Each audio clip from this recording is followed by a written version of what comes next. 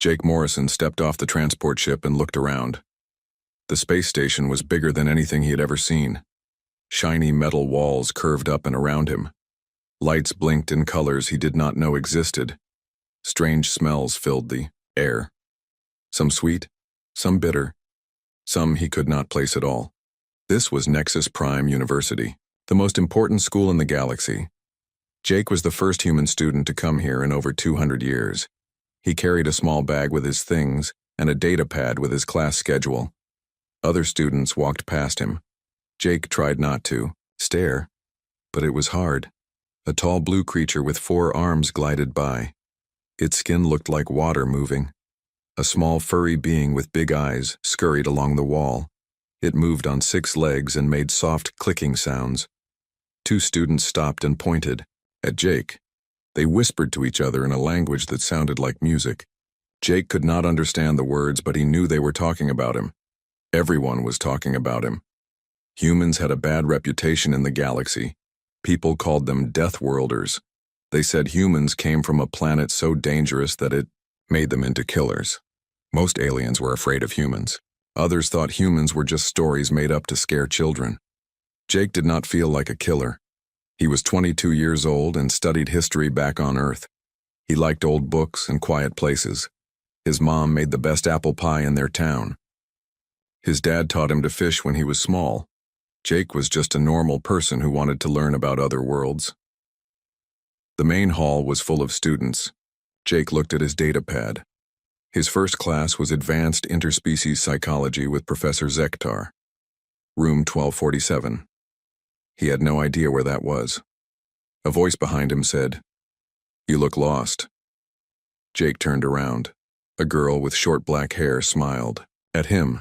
She looked human, but her eyes were a strange green color. She wore the same blue uniform as the other students. "I'm Nora Phillips," she said. "Let me guess. First day?" Jake Morrison. "And yes, very first day. I'm looking for room 1247.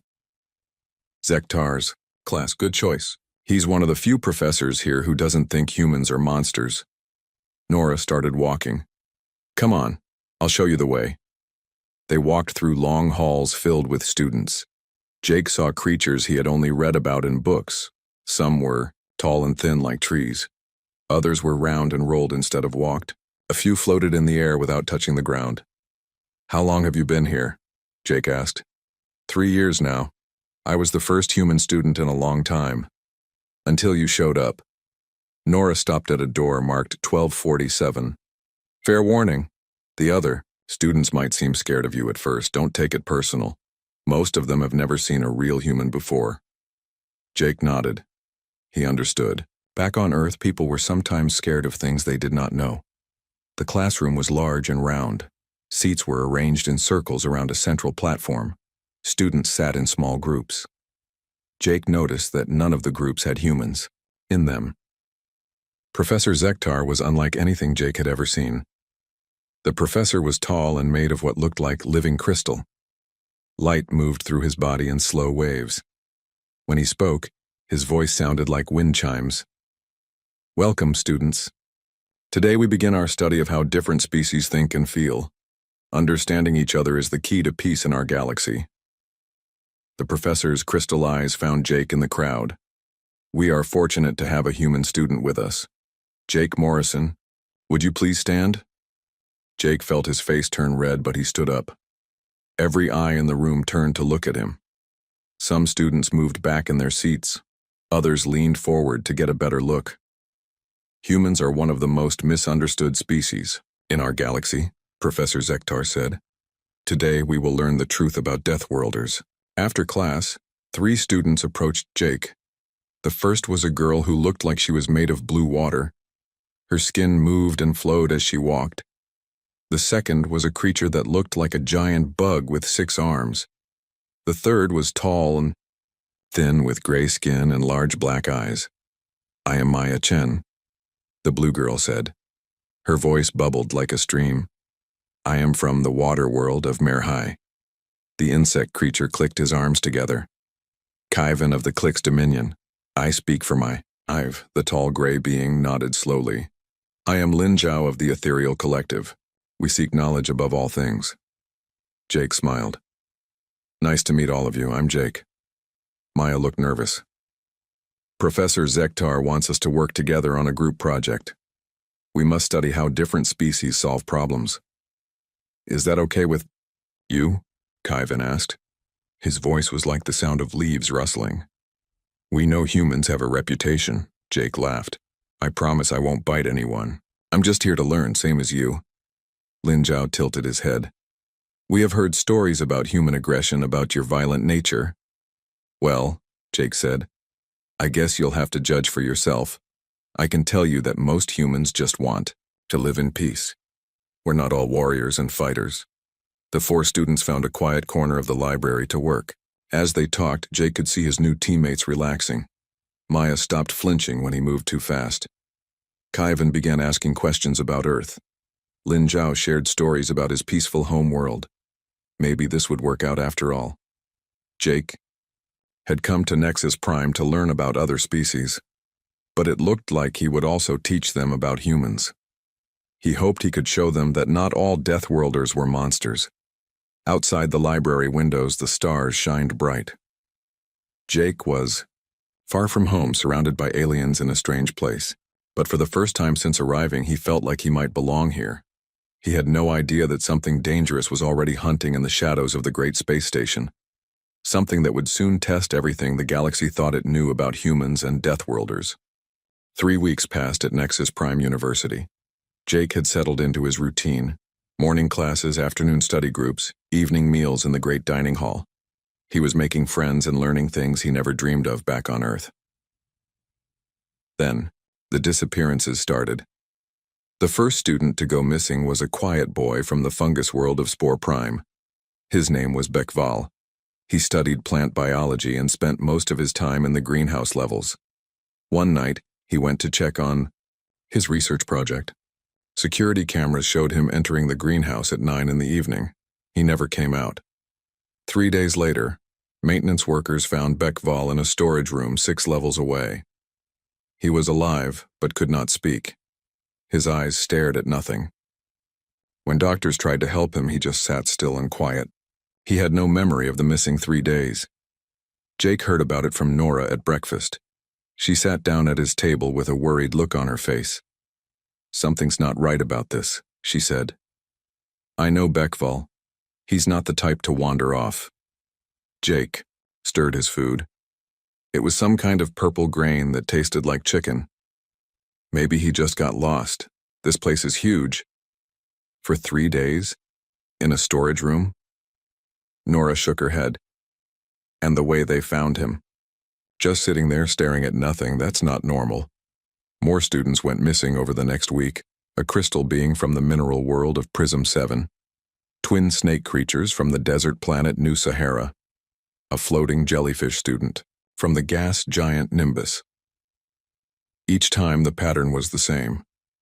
Students went somewhere alone at night.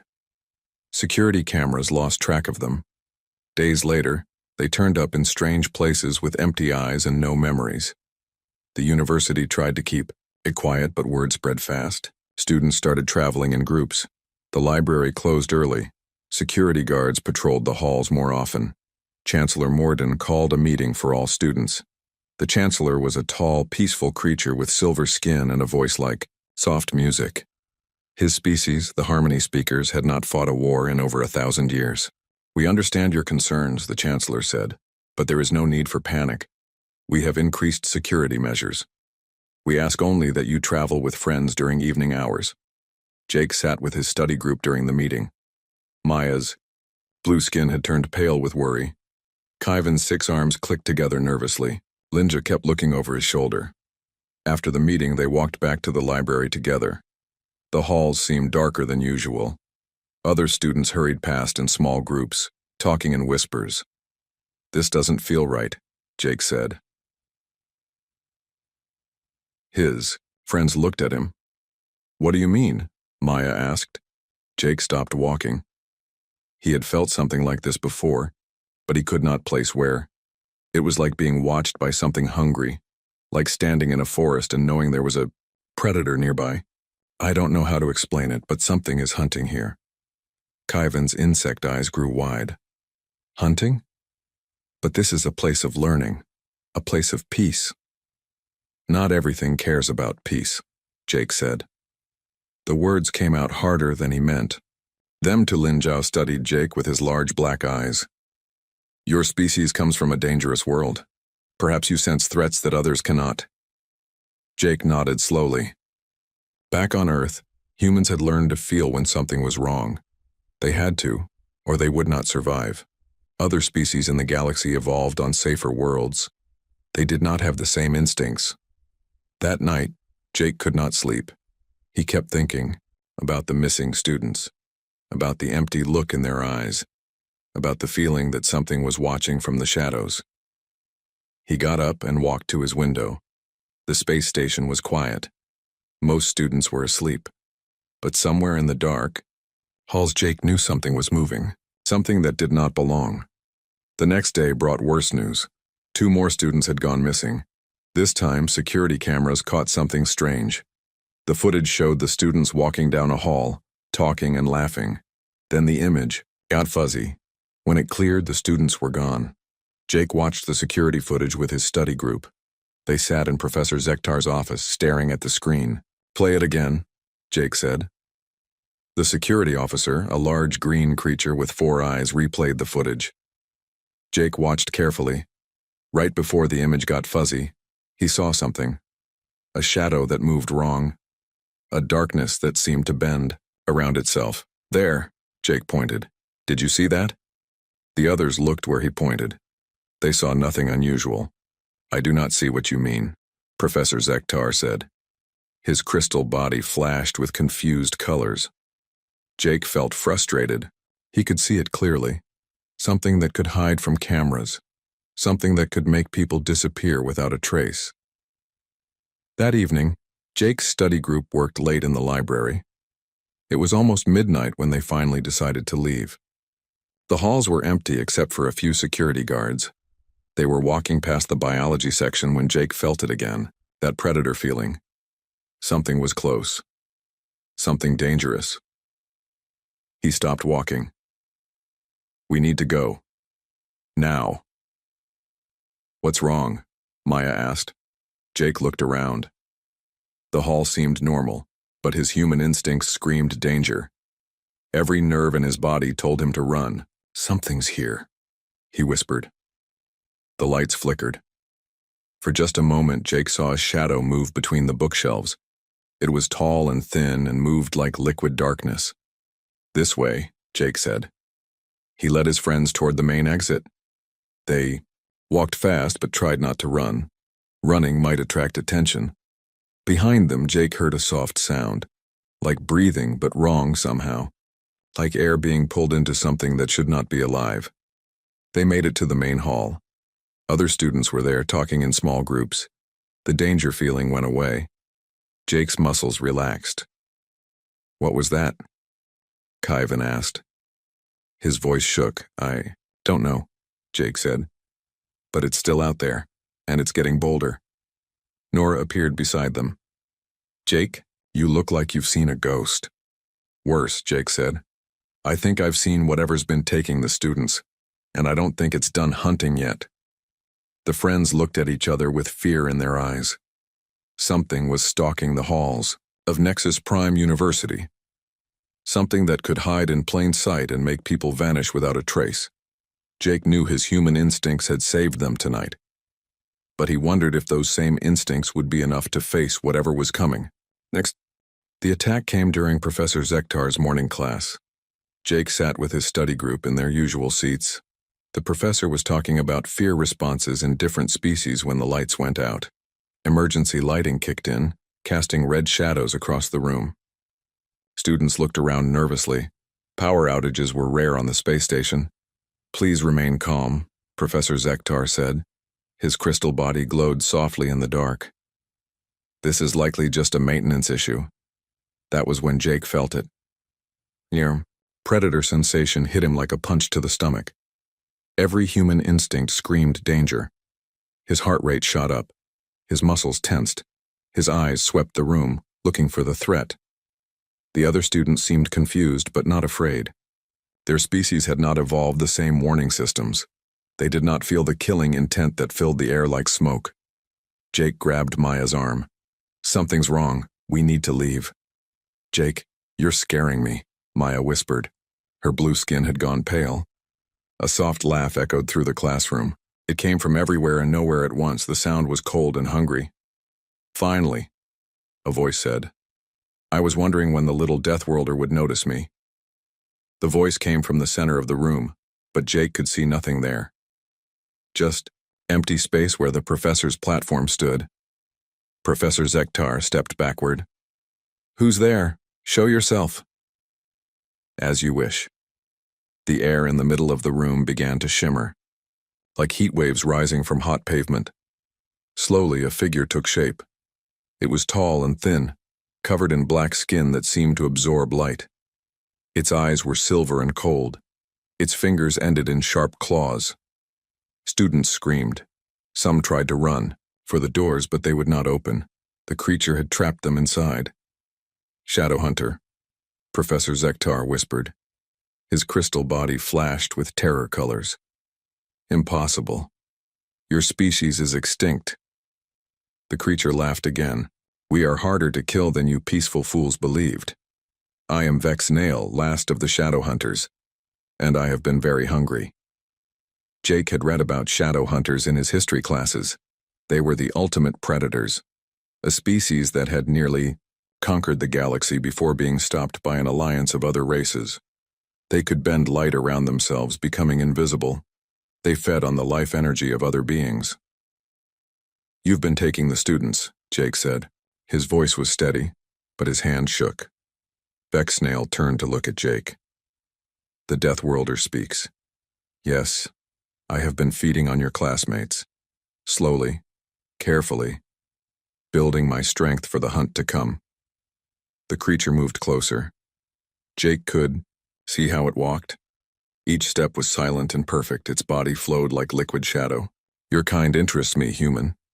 I have heard stories of Deathworlders.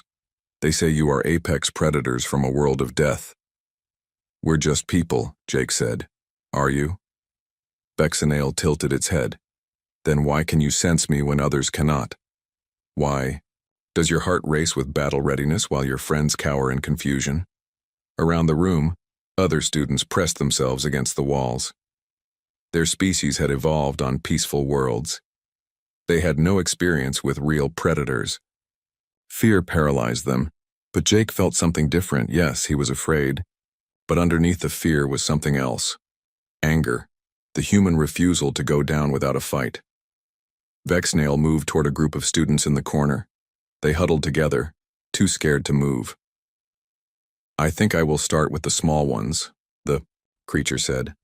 "Their fear makes them taste sweeter." Jake stepped forward. "Leave them alone." The Shadowhunter stopped. "Brave little Deathworlder, you would challenge me?" "If I have to."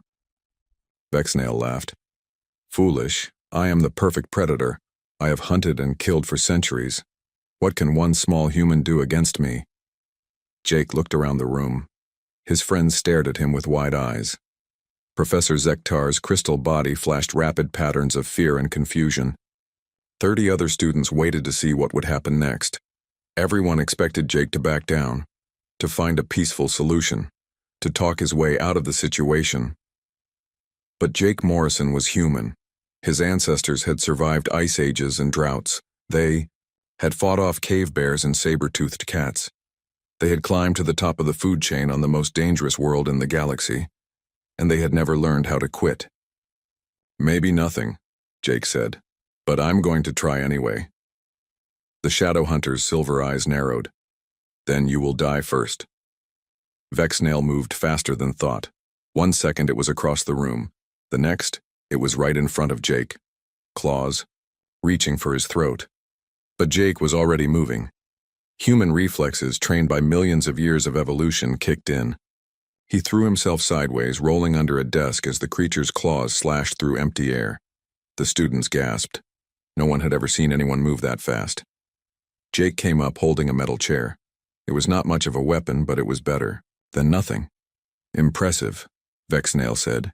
"You are quicker than expected, but speed will not save you." The creature vanished. One moment it was there, the next it was invisible again. Jake spun in a circle, the chair raised to defend himself. He could not see the shadow hunter, but he could feel it moving. His human senses evolved to track dangerous predators, followed its motion around the room. "Where are you looking, little Deathworlder?" The voice came from behind him. Jake spun and swung the chair. It connected with something solid. Vexnail flickered back into view, stumbling backward. "Lucky guess," the creature snarled, but Jake knew it was not luck. Humans had spent their entire evolutionary history learning to fight things that were bigger, stronger, and more dangerous than they were. They had developed skills that other species could not imagine. The real fight was just beginning. Nora stood, up from where she had been crouching behind a desk. "Jake, catch!" She threw something across the room. Jake caught it without looking, a fire extinguisher from the emergency kit. Now he had two weapons, the chair and the extinguisher.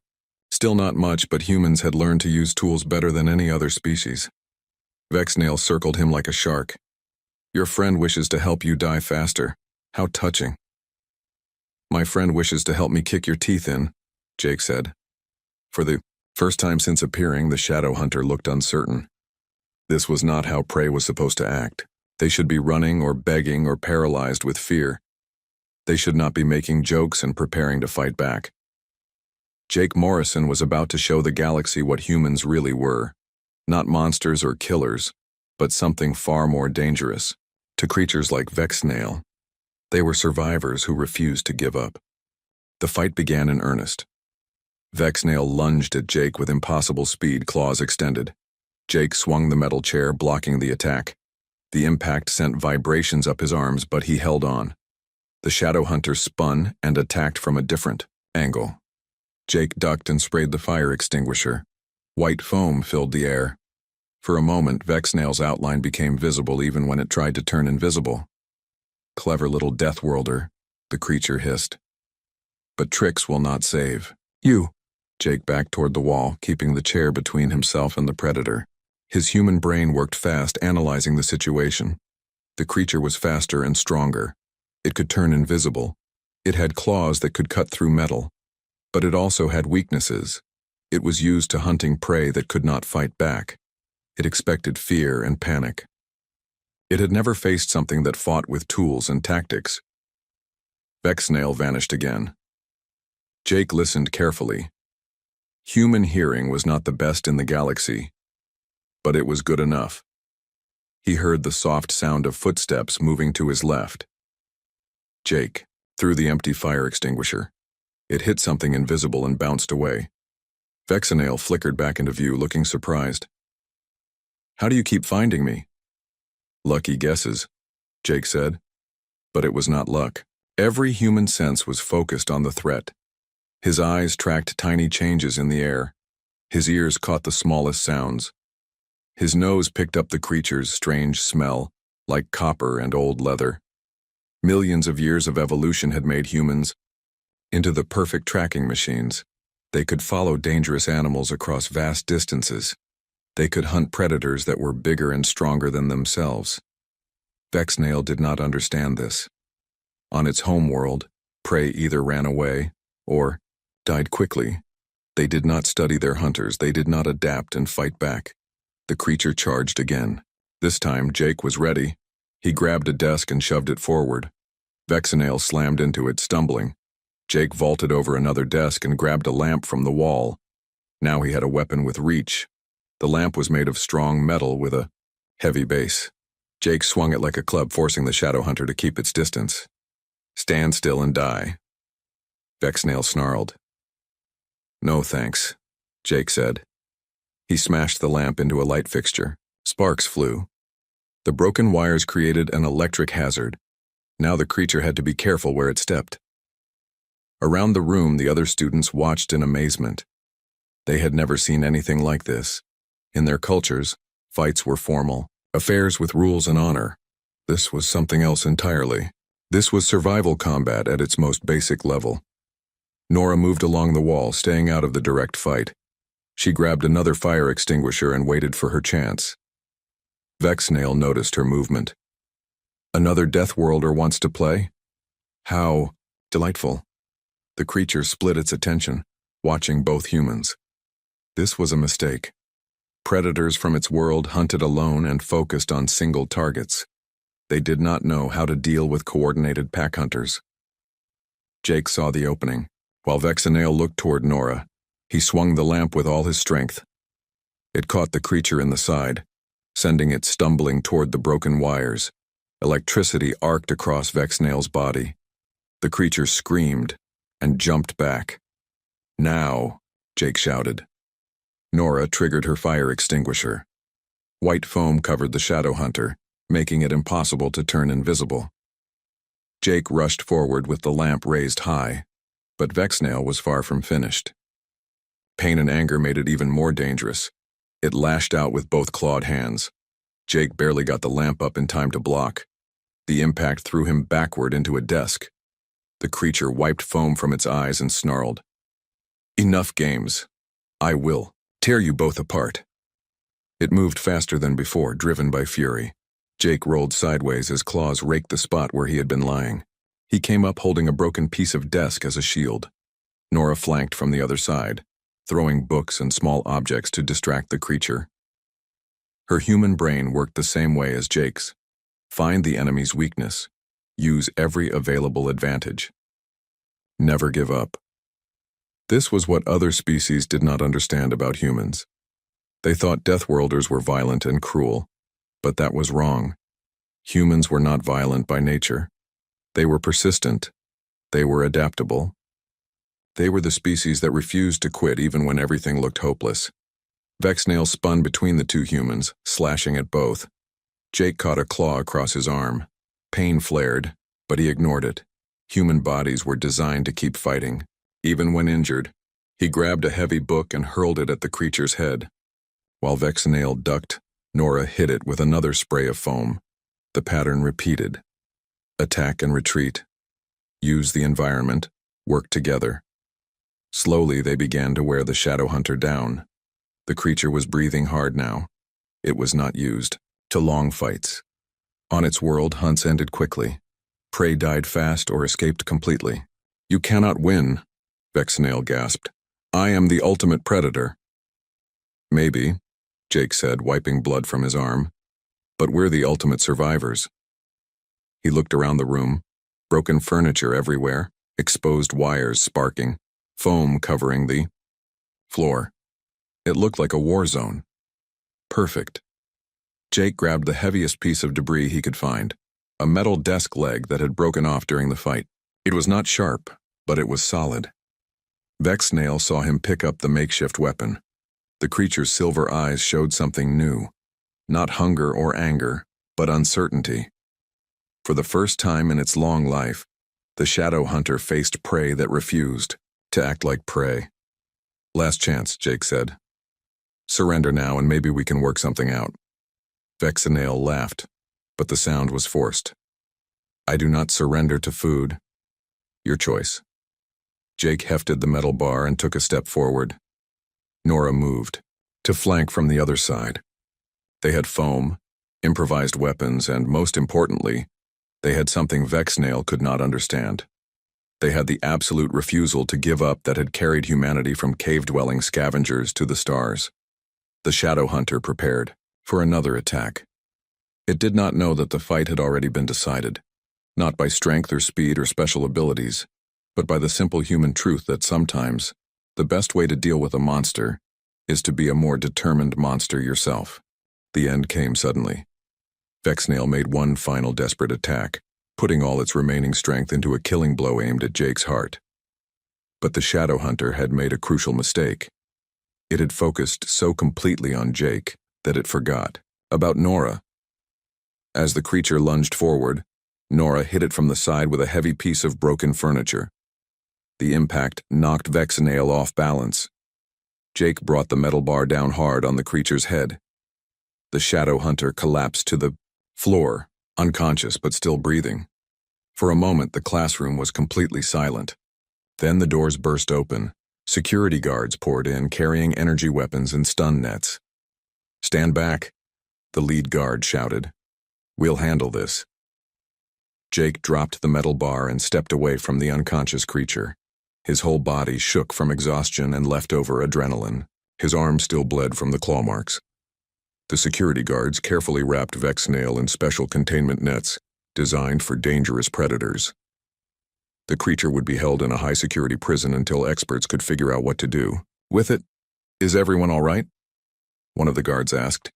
Professor Zektar's crystal body flashed rapid patterns of amazement and relief. "2 students are injured but alive. Jake Morrison and Nora Phillips fought the creature and won." The word spread through the university like wildfire. Within hours, everyone knew the story. 2 human students had faced down a shadow hunter and lived. They had protected their classmates when security could not help. Jake sat in the medical center while a doctor treated his wounds. The doctor was a gentle, plant-like being who made soft whistling sounds as he worked. "You are very lucky," the doctor said. "Shadow hunter claws carry a paralytic poison. Most species would be unconscious by now. Human immune systems are pretty tough," Jake said. "We evolved to handle lots of different toxins." Chancellor Morden arrived with a group of other professors. The tall, peaceful being looked shaken by what had happened.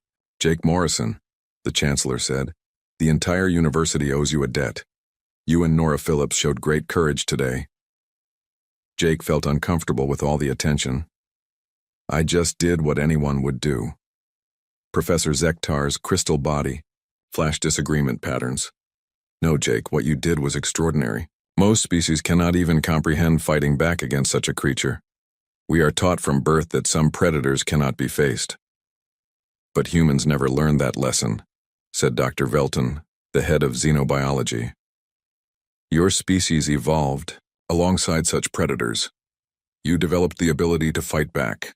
Over the next few days, Jake found himself famous throughout the university. Students who had been afraid of him before now looked at him with respect and gratitude. His study group became local heroes.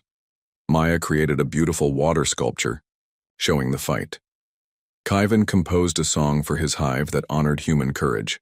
Lin Zhao wrote a research paper about the psychological differences between peaceful species and Deathworlders. The most important change was in how people understood humans. Professor Zektar added a new section to his class about the difference between being dangerous and being a danger. "Humans are indeed apex predators," he told his students. "But they are predators who hunt other predators. They are the species that evolved to face the things that hunt everyone else." Jake attended the special lecture. The classroom was packed. Students from all over the university came to learn about Deathworlders. The shadow hunter expected its victims to be helpless. Professor Zektar continued. "This is how most species respond to overwhelming predators. We freeze. We hide. We hope someone else will save us." The professor's crystal body glowed brighter as he made his main point. But humans evolved differently. When faced with a deadly predator, they do not freeze or hide. They pick up rocks and sticks. They work together. They refuse to give up. This is why we call them Deathworlders. Not because they are cruel or violent, but because they are the species that death could not defeat. After the lecture, Jake walked with his study group through the university halls. Things felt different now. Other students nodded to him as he passed, some even stopped to thank him. "Do you regret coming here?" Maya asked. "This must be very different from what you expected." Jake thought about it. He had come to Nexus Prime to learn about other species and cultures. He had learned that and much more. "No," he said finally. "I'm glad I came. I learned something important too." "What's that?" Kaivan asked. "I learned that being different isn't something to be ashamed of. Every species has strengths that evolved from their homeworld. Yours give you different ways of thinking and solving problems. Mine help me face threats and protect others." Lin Zhao nodded slowly. "The diversity makes us all stronger." They reached the library where they had agreed to work on their final project for Professor Zektar's class. The topic was how different species can work together in crisis situations. They had plenty of material to work with.